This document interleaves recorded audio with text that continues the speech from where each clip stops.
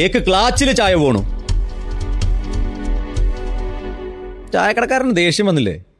ഗ്ലാസ്സിൽ ചായ കുടിക്കാൻ നീ ആരടാ എന്നുള്ള നിലയിലാണ് പുറത്തേക്ക് വരുന്നത്. ആരാണ് നീ? നിനക്ക് ഗ്ലാസ്സിൽ ചായ വേണമെന്ന് പറയാൻ? നാണു ഒരു മനിച്ച. കരിയാത്തന്റെ മറുപടിയാ. നാണു ഒരു മനിച്ച. കരിയാത്തന്റെ ഒരു ചെറിയ കഥ കൂടി പറയാം. കരിയാത്തനും ചീരാളനും കമ്മട്ടിയും കൂടി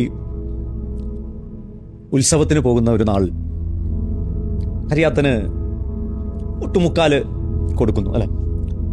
ഒരു ഒട്ടുമുക്കാല് അവന് ചീരാളം കൊടുക്കുന്നു. ആ ഒട്ടുമുക്കാലും കൊണ്ട് കരിയാത്തൻ ചായക്കടയിലേക്ക് പോവാണ്. കരിയാത്തൻ അവിടെ ചെല്ലുന്നു. എന്നിട്ട് അകത്ത് നോക്കി ആ മനുഷ്യനോട് പറയുന്നു, ഏക്ക് ചായ പോണം. ചായക്കടക്കാരൻ ഇങ്ങനെ നോക്കിയവനെ അപ്പൊ അകത്തിരുന്ന് ചായ കുടിക്കുന്ന മനുഷ്യരും ഇവനിങ്ങനെ നോക്കിയേ, ഇവൻ ആരാണ് എന്ന നിലയിൽ. കേട്ട് കാണില്ലായിരിക്കും എന്ന് വിചാരിച്ച് കരിയാത്തൻ ഒന്നും കൂടി പറഞ്ഞു, ഏക്കൊരു ചായ പോണു. ഉടനെ ഇയാള് ചായക്കടക്കാരൻ ചായ അടിച്ചിട്ട് ഒരു ചിരട്ട എടുത്ത് ആ ചിരട്ടയിൽ ചായ ഒഴിച്ച് കരിയാത്തനെ നേരെ നീട്ടി.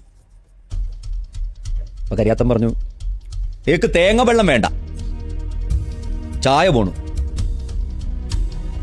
എല്ലാവരും ഒന്ന് ഇത്ര ഉറച്ചു പറയുന്ന ഒരുത്തനും. അപ്പോ കടക്കാരൻ പറഞ്ഞു, ഇത് ചായ തന്നെയാണ്, ഇത് കുടിച്ചോ എന്ന് പറഞ്ഞിട്ടാണ് കൊടുക്കുന്നത്. കരിയാത്തൻ വാങ്ങിയില്ല അത്. കരിയാത്തൻ അകത്തേക്ക് നോക്കി. അപ്പൊ അകത്തിരിക്കുന്ന ആൾക്കാരൊക്കെ ഗ്ലാസ്സിലാണ് ചായ കുടിക്കുന്നത്. ഏക്ക് ക്ലാച്ചില് ചായ പോണു. ചായക്കടക്കാരന് ദേഷ്യം വന്നില്ലേ? ഗ്ലാസ്സിൽ ചായ കുടിക്കാൻ നീ ആരടാ എന്നുള്ള നിലയിലാണ് പുറത്തേക്ക് വരുന്നത്. ആരാണ് നീ? നിനക്ക് ഗ്ലാസ്സിൽ ചായ വേണമെന്ന് പറയാൻ? നാണു ഒരു മനിച്ച. കരിയാത്തന്റെ മറുപടിയാ. നാണു ഒരു മനിച്ച. അത് കേട്ടപ്പോ അയാൾക്ക് ഒരു നടുക്കമുള്ളില്. എന്താ നിന്റെ പേര്? കരിയാത്തൻ. നീ അക്ഷരം പഠിച്ചിട്ടുണ്ടാ? ഉളേ ഉണ്ടെന്ന്.